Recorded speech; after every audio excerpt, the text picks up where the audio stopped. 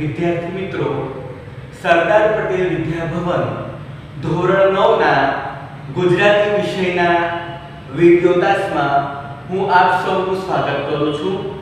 મિત્રો, આજે આપણે એક નવા પાઠની શરૂઆત કરવા જઈ રહ્યા છીએ, જેનું નામ છે લોહીની સગાઈ. લેખક છે ઈશ્વર પેટલીકર. સાહિત્ય પ્રકાર ટૂંકી વાર્તા અને સંદર્ભ શેમાંથી લેવામાં આવ્યું છે? તો શ્રેષ્ઠ ગુજરાતી વાર્તાઓમાંથી. આ બાબતો તમારે ધ્યાનમાં રાખવાની છે અને યાદ રાખવાની છે.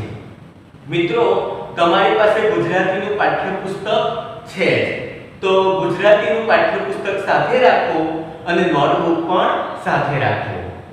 ભણતી વખતે આપણે પાઠ્યપુસ્તકમાં ધ્યાન આપીશું અને જે અઘરા શબ્દો હું બોર્ડ ઉપર લખીશ અને સમજાવીશ એ તમે નોટબુકમાં નોંધતા જજો. લોહીની સગાઈ પાઠ શરૂ કરતા પહેલા આપણે લેખક શ્રી ઈશ્વર પેટલીકરનો પરિચય પ્રાપ્ત કરીશું. ઈશ્વર પેટલીકર જન્મ 9/9/1916, અવસાન 22/11/1983. ઈશ્વરભાઈ મોતીભાઈ પટેલ પેટલાદ તાલુકાના પેટલી ગામના વતની છે. પેટલી ગામના નામ પરથી પોતાની અટક પટેલ પરથી પેટલીકર કરી દીધી. જનમથી પાતાળ કૂવો, કાજળની કોટડી, ધરતીનો અવતાર, કંકુ અને કન્યા, મારી હૈયા સગડી, તરણા ઓથે ડુંગર, યુગના એંધાણ, ઋણાનું બંધ, જુજવે રૂપ, સેતુબંધ, અભિજાત, લાક્ષાગૃહ વગેરે તેમની મહત્વની નવલકથાઓ છે.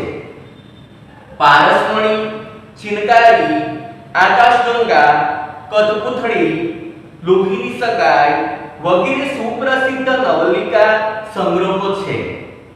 એમની કૃતિઓમાં સામાજિક સમસ્યાઓ અને એના ઉકેલો તથા નગર જીવનના દસ્તાવેજી ચિત્રો મોખરે રહ્યા છે. તેમને રણજીતરામ સુવર્ણચંદ્રક એનાયત થયેલો હતો. લોહીની સગાઈ ઈશ્વર પેટલીકરના લોહીની સગાઈ વાર્તા સંગ્રહમાંથી લેવાયેલી ટૂંકી વાર્તા છે.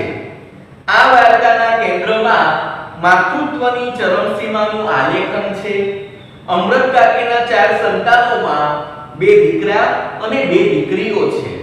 એમાં સૌથી નાની દીકરી મંગુ નાનપણથી જ ગાંડી અને મૂંગી છે. અમૃત કાકી અપાર માતૃત્વથી ગાંડી દીકરીની સેવા કરતા હોય છે.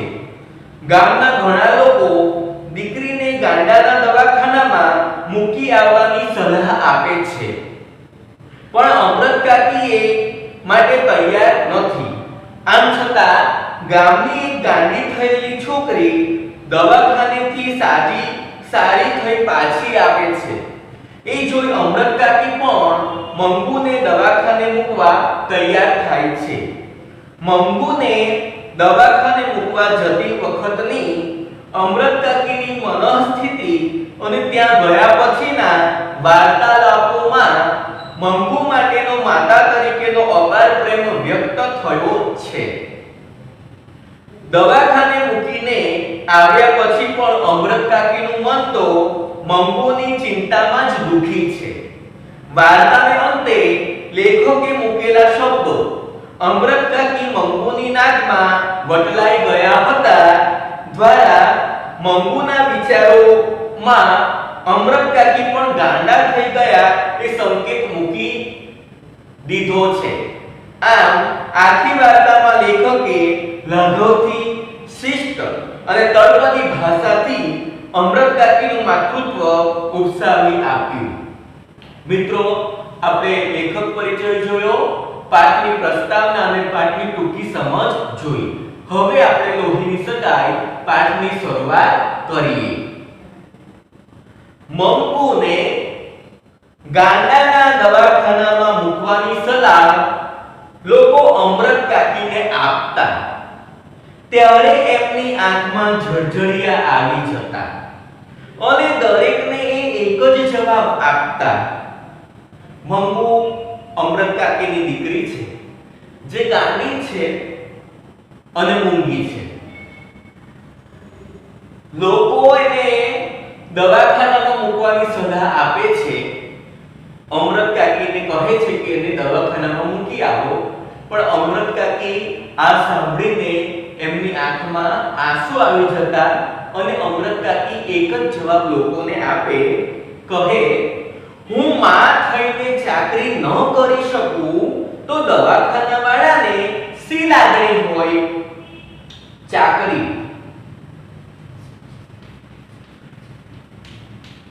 એટલે સેવા.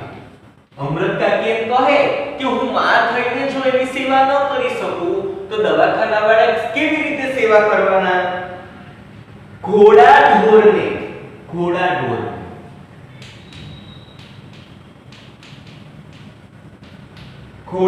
એટલે અપંગ જનાવર. ઘોડું ઢોર એટલે અપંગ જનાવર. ઘોડા ઢોરને પાંજરાપોરમાં મૂકી આવવા જેવું જ એ તો કહેવાય. પાંજરાપોર એટલે અશક્ત અપંગ ઢોરને મૂકવાનું સ્થાન, રાખવાનું સ્થાન એટલે પાંજરાપોર કહેવાય.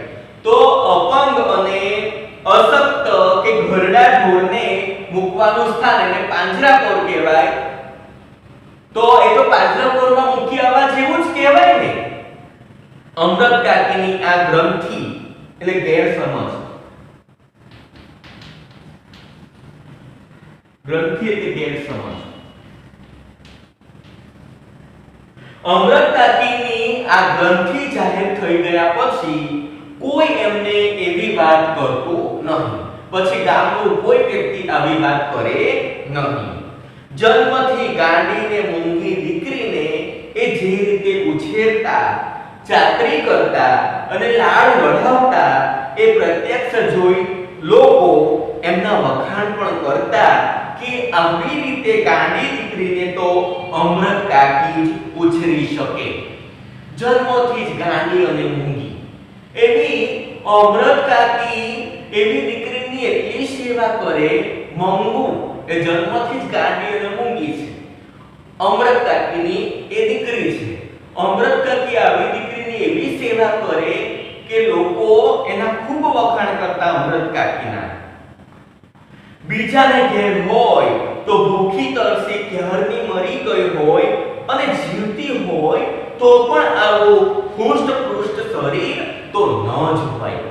લોકો વાત કરતા કે અમૃત કાકી જ આવી દીકરીને ઉછરી શકે, બાકી જો આવી દીકરી બીજાના ઘરે હતે તો ક્યારની મરી ગઈ હતે અને જીવતી હતે તો આવી હુષ્ટ-પુષ્ટ શરીર તો એનું ન જ હોત.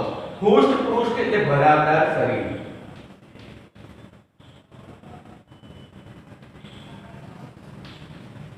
હુષ્ટ-પુષ્ટ એટલે ભરાવદાર શરીર.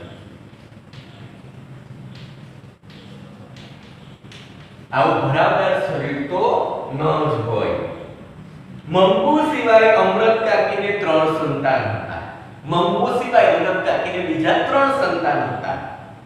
2 દીકરા અને 1 દીકરી. અમૃત કાકી એ ત્રણેય સંતાનોને વિસરી ગયા હોય. વિસરી જવું એટલે ભૂલી જવું.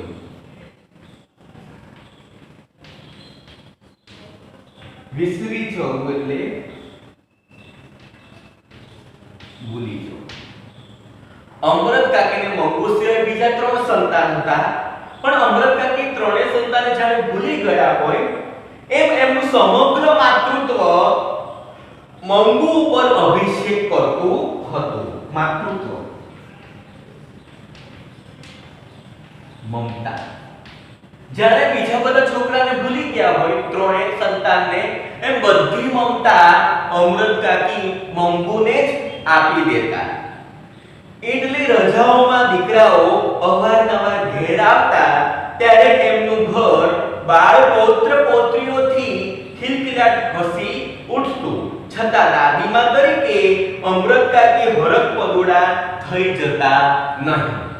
બીજા 3 સંતાનો ખરા એ 3 સંતાનો રજામાં ઘરે આવે અમૃત કાકીના ઘરે, અને અમૃત કાકીના ઘરે નાના નાના બાળ પૌત્ર પૌત્રીઓથી ભરી જતું અમૃત કાકીનું ઘર. પણ અમૃત કાકી એમને જોઈને વધારે હરખ પરુડા થતા નહીં. ભાગ્યે જ બાળકોને એ તેડતા, રમાડતા કે લાડ કરતા. ક્યારેક જ એ બાળકોને ઉચકે, રમાડે કે તો લાડ કરે પૌત્ર પૌત્રીઓને. અમૃત કાકીનું સમગ્ર ધ્યાન કોની તરફ હતું? મંગુ તરફ હતું. ભાગ્યે જ ક્યારેક જ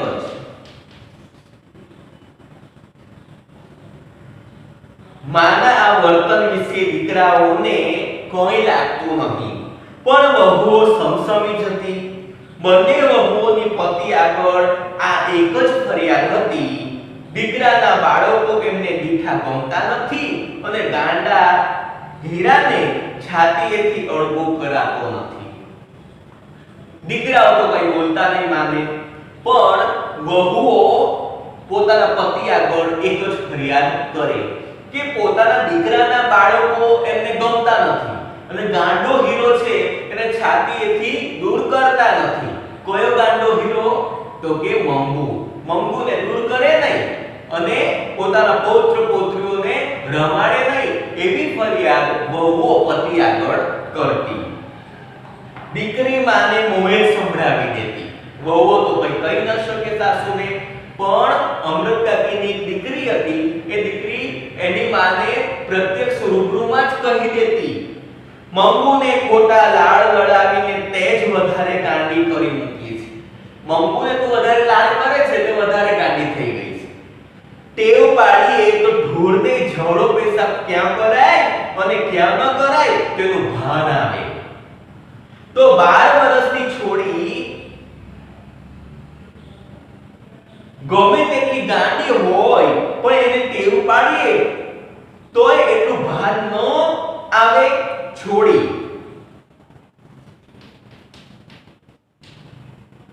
છોકરી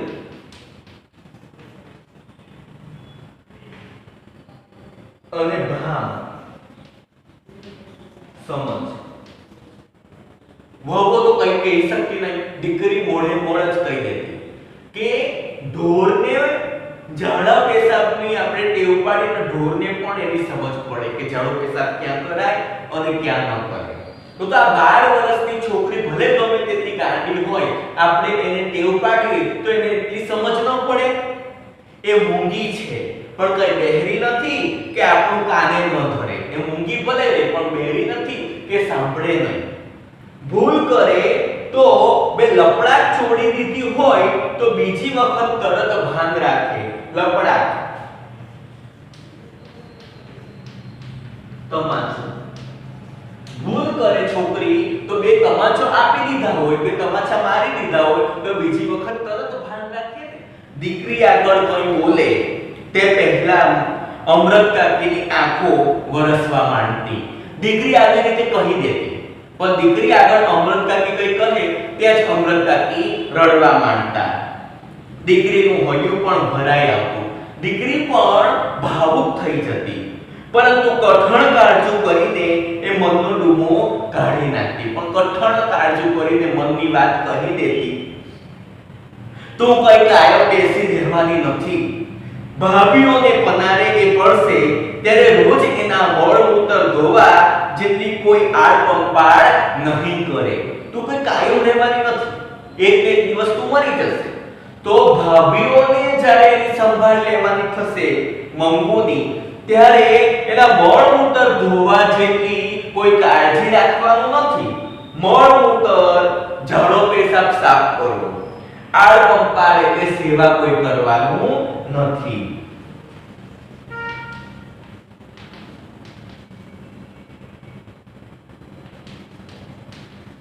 જ્યારે ભાભીઓને સહારે એને રહેવું પડશે ત્યારે ભાભી એનો ઝઘડો પેશાબ સાફ નહીં કરે અને દુખી થઈ જશે. સહેજ અટકીને ધીમે સાદે એ કહેતી, દવાખાનામાં મૂકવાથી ડાઘી નહીં થવાની હોય તો નહીં થાય, પણ ઝાડો પેશાબ અને કપડાનું ભાન આવે તો એ બસ છે. કેતી અમૃત કાકીની એની દીકરી કે દવાખાને મૂકવાથી ભલે દાહી ન થાય તો કરી દે, પણ ઝાડા પેશાબનું તો ભાન આવે ને, તો પણ બસ છે. ભાઈઓના ઘરમાં ભગવાને ધાન ઘણું આપ્યું છે. ધાન ખાવાનું કીધું છે કે ભાઈઓના ઘરમાં ભગવાને ઘણું ખાવાનું આપ્યું છે, ધાન આપ્યું છે. ભાભીઓ ટંક ખાવા ન આપે એવી કજાત પણ નથી. ટંક એટલે સમય. ટંક એટલે સમય. કજાત ખરા કહે છે કે ભાભીઓ ખાવાનું આપી દેશે પણ ઝાડો પેશાબ સાફ કરે નહીં. એટલે તું એને ગાંડાના દવાખાનામાં મૂકી દે. અમૃત કાકીની દીકરી અમૃત કાકીને આવી સલાહ આપે છે. અમૃત કાકી લોકોને દવાખાના અંગે પાંજરાપોળની ઉપમા આપતા, ત્યારે લોકો પરાયા તરીકે, પરાયા પારકા, ત્યારે લોકો પરાયા તરીકે જે કહી શકતા નહીં તે દીકરી કહી નાખતી. દવાખાનું પાંજરાપોળ જેવું હશે અને કદાચ મંગુ મરી ગઈ તો એનો અને કુટુંબનો છુટકારો થશે. બીજા લોકો પરાયા છે, પારકા છે એટલે કહી ન શકી, પણ દીકરી તરત જ માને મોઢે સંભળાવી દેતી કે દવાખાનું ભલે પાંજરાપોળ જેવું હોય અને ત્યાં જો મંગુ મરી જાય તો કુટુંબનો અને એનો પણ છુટકારો થશે. દીકરા કમાતા ધમાતા હોય, અમૃત કાકીના દીકરા સારો કામ ધંધો કરે છે, સુખી છે. દીકરી સાસરે હિંડોળા ખાતે ઝૂલતી હોય, અમૃત કાકીની મોટી દીકરી સાસરે સુખી છે અને હું માં થતી જાઉં એનો કોઈ અર્થ નથી. અર્થ એટલે મતલબ.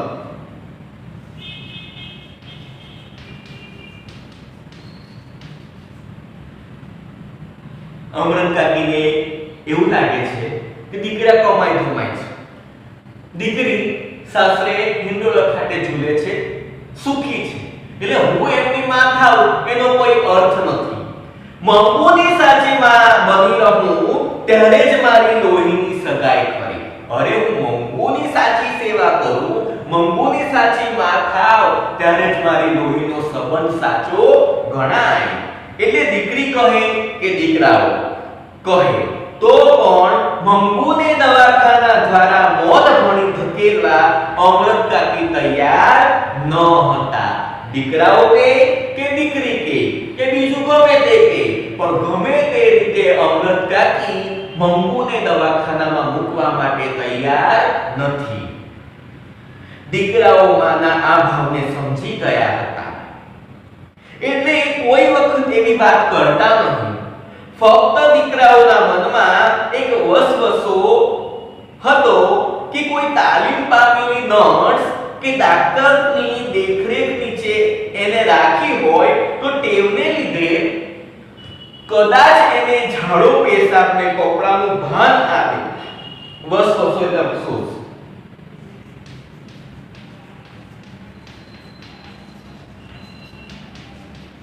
એક જ અફસોસ કે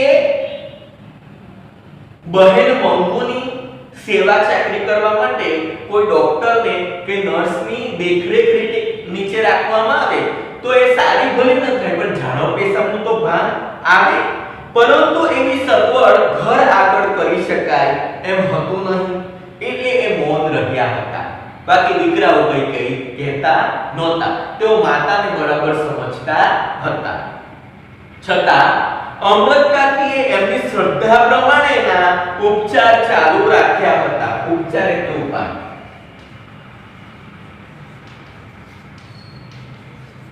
છતાં અમૃત કાકીએ એમની શ્રદ્ધા પ્રમાણેના ઉપાય કર્યા કરતા.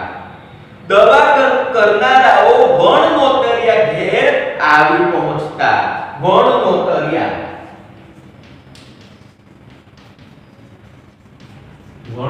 એટલે બોલાવ્યા વગરના.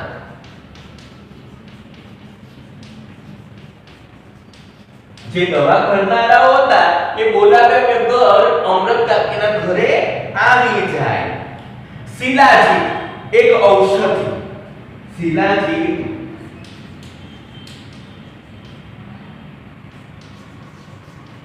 શિલાજીત એક ઔષધિ. દવા કરનારાઓને બોલાવે નહીં તેમ છતાં અમૃત કાકીના ઘરે આવી જાય.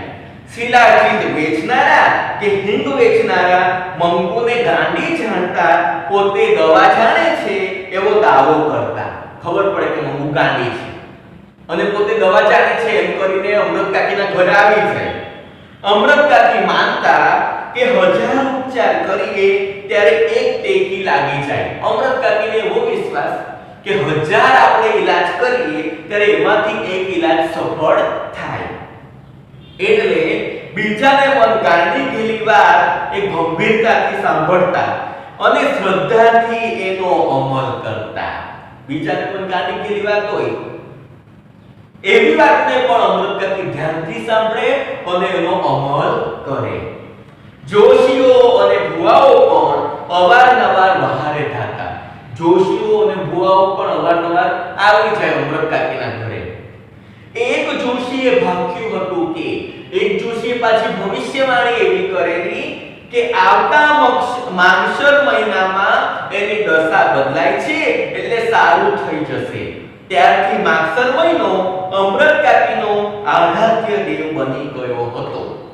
એક જોશીએ ભવિષ્યવાણી કરેલી અમૃત કાકીને કે આવતા માગશર મહિનામાં અંગુને સારું થઈ જશે એટલે ત્યારથી અમૃત કાકીનો એ માગશર મહિનો આરાધ્ય દેવ બની ગયો હતો. આરાધ્ય કે ઉપાસક.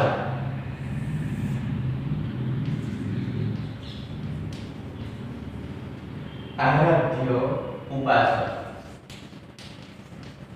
ઉપાસક બની ગયો હતો. આરાધ્ય દેવ બની ગયો હતો. માગશર મહિનાના તાળકે મંગુને 14 વર્ષ પૂરા થઈ રહેતા હતા. તાળકે એટલે વખતે.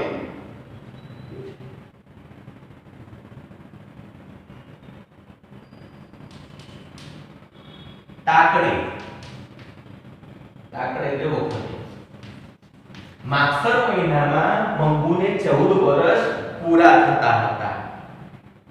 એટલે કોઈ ડાભ્યું માણસ જે તરંગે ન ચડી જાય એવા તરંગે અમૃત કાકી ચડી જતા. તરંગ એટલે વિચાર. માગશર મહિનામાં મંગુને 14 વર્ષ પૂરા થતા હતા એટલે કોઈ ડાભ્યું માણસ જે વિચાર ન કરે એવા વિચાર અમૃત કાકી કરતા. શું કરતા? 14મું ઉતરતા કૌમુને પરણાવેલી. 14મું વર્ષ પૂરા થતા કૌમુને પરણાવેલી મંગુ ડાહી હોત તો આજે એના વિવાહનું પણ નક્કી થઈ ગયું હોત. 14 વર્ષ પૂરા થતા કૌમુને લગ્ન કરાવેલા. જો મંગુ ડાહી હોત તો એના પણ લગ્ન નક્કી થઈ ગયા હતે. જો માગશર મહિનામાં એને મટે તો મોયનું રૂપ તો એવું છે કે મૂર્તિઓ એને જોતા સમો હા પાડી દે. સમો એટલે જોતા બે. જોતા સમ જોતા બે. અમૃત કાકી એવી કલ્પના કરતા કે જો માગશર મહિનામાં એને મટે તો આ મોઈ એટલે વહાલ દર્શાવ. આ મોઈ એટલે કે અહીં કોણ? અમો. એનું રૂપ તો એટલું બધું સુંદર છે કે મૂર્તિઓ એને જોતા વેત જ હા પાડી દે અને જાણે એને મટ્યું હોય, મટી ગયું હોય તેમ એ લગ્નની યોજના પણ વિચારવા મંડી જતા. એક વખત મંગુ ડાહ્યાની માફક ચોકડીમાં પેશાબ કરવા બેઠી. તેથી હડકાઈ જતા અમૃત કાકીએ દિવસો સુધી દરેક આગળ પારાયણ કર્યા કર્યું. એક વખત અચાનક મંગુ ડાહ્યાની માફક ચોકડીમાં પેશાબ કરવા બેઠી તો અમૃત કાકી તો એટલા બધા આનંદિત થઈ ગયા, ખુશ થઈ ગયા કે લોકો આગળ એક ને એક વાત કર્યા કર્યું. જોશીનું કહેવું સાચું પડશે. મંગુ કોઈ વખત નહીં ને આ પહેલી વખત એની મેળે ચોકડીમાં પેશાબ કરવા બેઠી. કહે છે કે મંગુ કોઈ વખત નહીં ને પહેલી વખત ચોકડીમાં પેશાબ કરવા બેઠી. એ જોશીનું કહેવું સાચું પડશે. સાંભળનારને ગળે આ વાત ઉતરવી મુશ્કેલ હતી, કારણ કે એ સાંભળતી વખતે મંગુ પેશાબ કરી ભીની માટી આંગળા વડે કોતરતી નજરે પડતી. સાંભળનારને વિશ્વાસ નહોતો થતો કે મંગુ ડાહી થશે, કેમ કે મંગુ પેશાબ કરીને પછી જે માટી ભીની થઈ હોય એને આંગળાથી આમાં કોતરતી. મંગુને ધૂન આવે ને એ ઊભી થઈ જતી તો એમને નવી વાત મળી જતી. મેં કહ્યું ને સમાણી તરત મેં કહ્યું ને સમાણી ડાળિયાની માફક ઊભી થઈ ગઈ. જોયું, મેં કહ્યું ને સમાણી ડાળિયાની માફક પાછી ઊભી પણ થઈ ગઈ. આમ અમૃત કાકીનો આશાભર્યો માગસર મહિનો આવ્યો, છતાં મંગુ ડાહી તો ન થઈ, પણ શહેરના કન્યા વિદ્યાલયમાં ભણતી ગામની એક દીકરી કુસુમ ગાંડી થઈ ગઈ. મંગુ કાકીનો પેલો આરાધ્ય આશાભર્યો દેવ કયો? માગસર મહિનો. માગસર મહિનો આવ્યો તો મંગુ ડાહી ન થઈ. એનાથી ઊંધું થયું. શહેરના કન્યા વિદ્યાલયમાં ભણતી એક ગામની દીકરી કુસુમ એ ગાંડી થઈ ગઈ. મંગુની માફક એને પણ ઝાડા પેશાબનું ભાન ન રહ્યું. એ ગાંડી થઈ ગઈ, એને પણ ઝાડા પેશાબનું ભાન ન રહ્યું. અમૃત કાકીને એથી દુઃખ તો થયું, પણ સાથે સાથે સંતોષ પણ થયો કે ડાહી ડમરી છોડી ગાંડી થતા આવું ભાન ગુમાવી બેસે તો જન્મથી ગાંડી મંગુને બિચારીને એવું ભાન ન હોય તો એમાં સી નવાય. અમૃત કાકી દુખી તો થયા કે કુસુમ ગાંડી થઈ ગઈ, પણ એની સાથે સાથે એમને સંતોષ પણ થયો કે ડાહી ડમરી છોકરી જો ગાંડી થાય અને આવું ભાન એને ન રહે તો મારી દીકરી મંગુ એ તો જન્મથી જ ગાંડી અને મૂંગી છે, એને આવું ભાન ન હોય ઝાડા પેશાબનું, એમાં સી નવાય. એ વાતનો અમૃત કાકીને સંતોષ. કુસુમને દવાખાનામાં મૂકવાનું નક્કી થયું. કુસુમ જે ગાંડી થઈ ગઈ હતી, ગામની દીકરી, એને દવાખાનામાં મૂકવાનું જવાનું નક્કી થયું. એ સમાચાર જાણી અમૃત કાકીને ઓછું આવ્યું કે એની માં જીવતી હોત તો એને દવાખાને મૂકવા ન દે. આ સમાચારની એને ખબર પડી ત્યારે અમૃત કાકી દુખી થયા.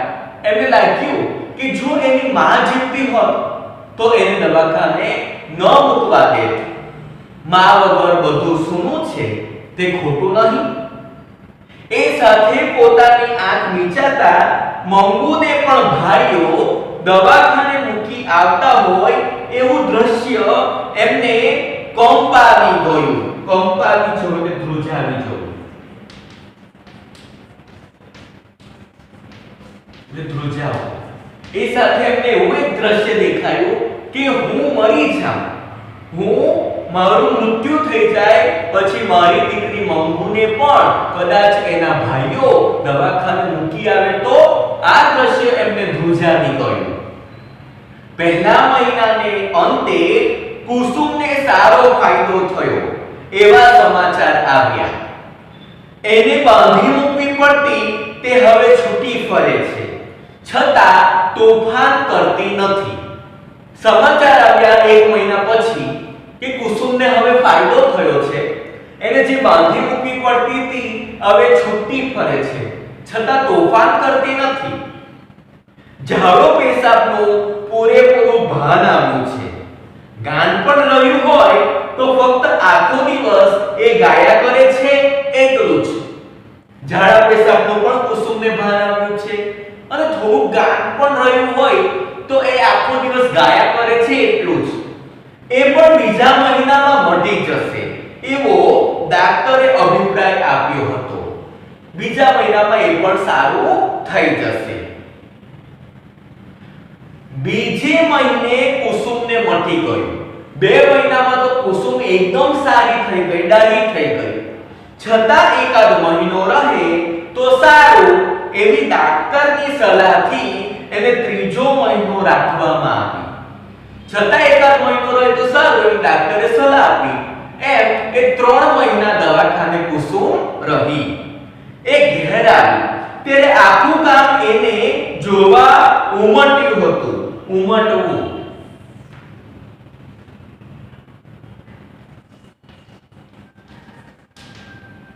ભેગા થવું.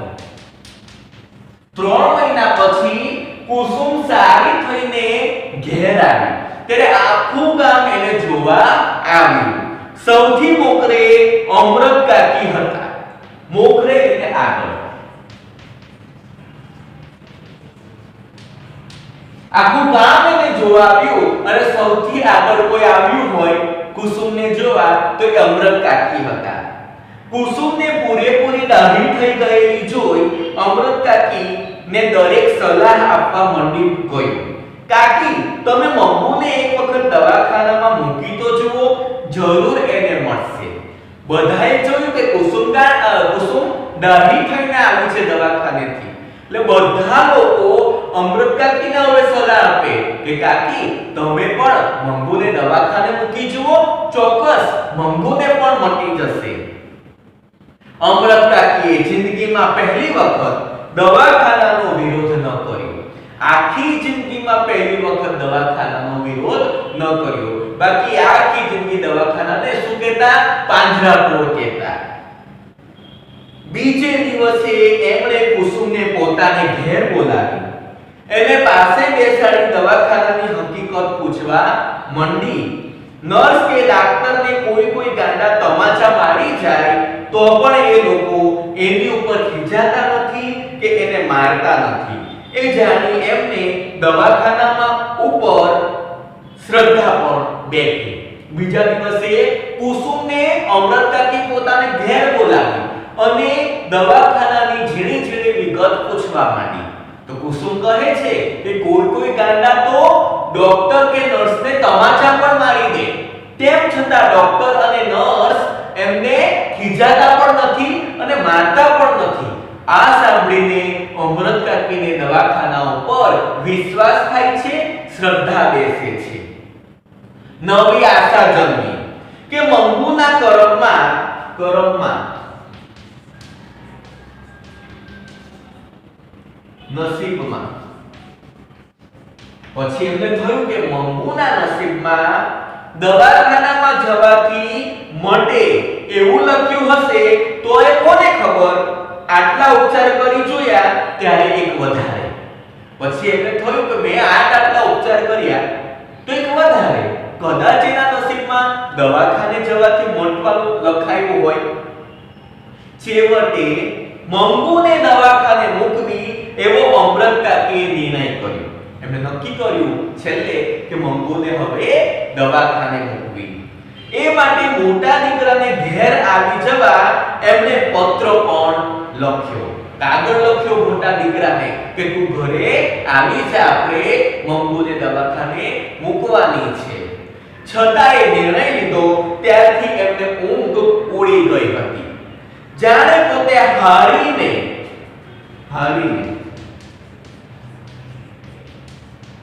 કંટાળીને એમની ઊંઘ ઉડી ગઈ હતી.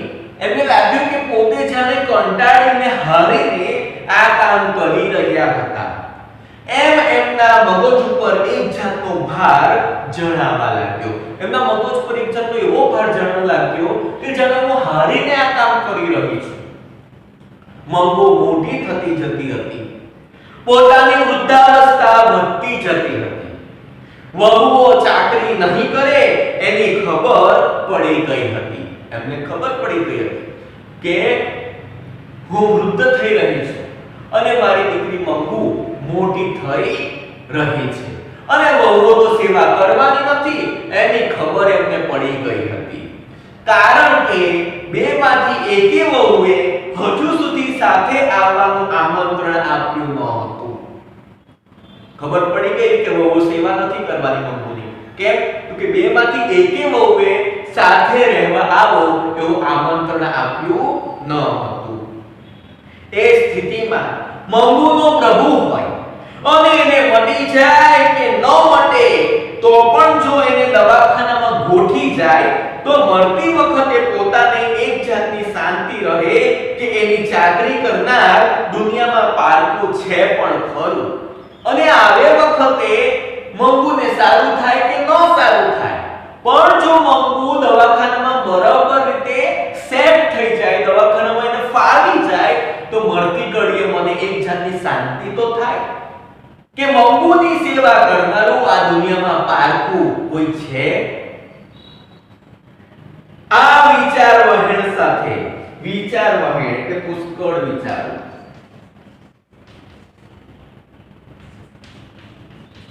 વિચાર વહેણ પુષ્કળ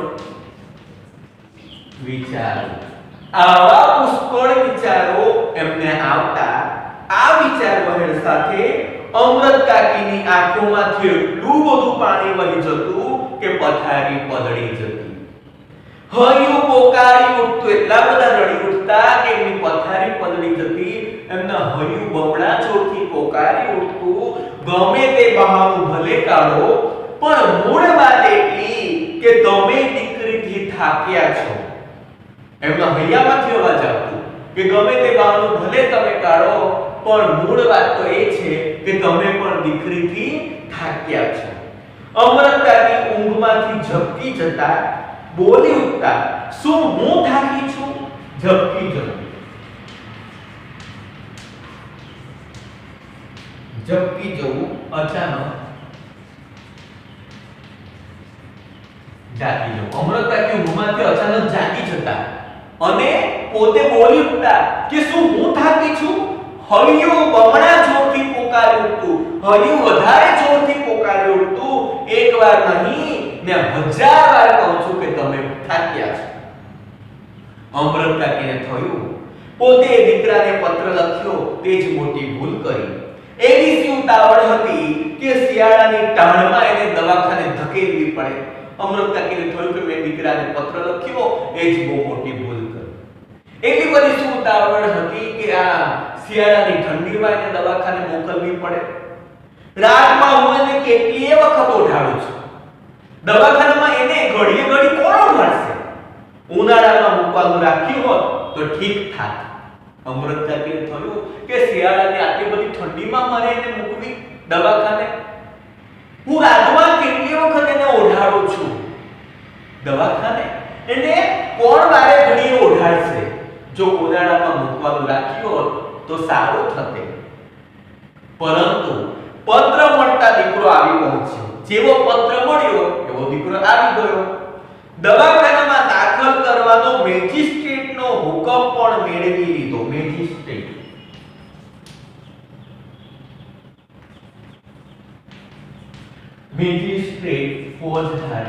ફોજદારી ન્યાયાધીશ. પત્ર મળતા દીકરો આવી પહોંચ્યો અને દવાખાનામાં દાખલ કરવાનો ફોજદારી ન્યાયાધીશનો પત્ર પણ લઈ આવ્યો. મેજિસ્ટ્રેટનો હુકમ પણ લઈ આવ્યો. એક અઠવાડિયામાં જ મંગુને મૂકવા જવાનું આવી પહોંચ્યું. અઠવાડિયાની અંદર જ મંગુને મૂકવા જવાનું આવી ગયું. અમૃત કાકીને ખાતરી થઈ ગઈ કે દીકરો ગાંધી બનને દવાખાનામાં ધકેલી વેઠ ઉતારવા માંગે છે. અમૃત કાકી નક્કી થઈ ગયું કે દીકરો આ મારો દીકરો વેઠ ઉતારવા માંગે છે, બેનને દવાખાનામાં ધકેલી દેવા માંગે છે. એવું ના હોત તો પત્ર મળતા તરત આવી શું કામ પહોંચે? જો આવું ન તો તરત કેમ આવી જતે? મંગુને મૂકવા જવાનું હતું તે રાતે અમૃત કાકીને બિલકુલ ઊંઘ ન આવી. અમૃત કાકીને જે દિવસે મૂકવા જવાનું નક્કી થયું એની રાત્રે, એની આગલી રાત્રે અમૃત કાકીને જરાય ઊંઘ ન આવી. સવારમાં એક વિચાર એ પણ આવ્યો કે પોતે સાથે ન જાય તો સારું. સવારે એ પણ વિચાર આવ્યો કે હું ન જાઉં તો સારું. દવાખાનાવાળા દીકરીને પોતાનાથી છૂટી પાડશે તે સહેવાશે નહીં. સહેવાશે નહીં.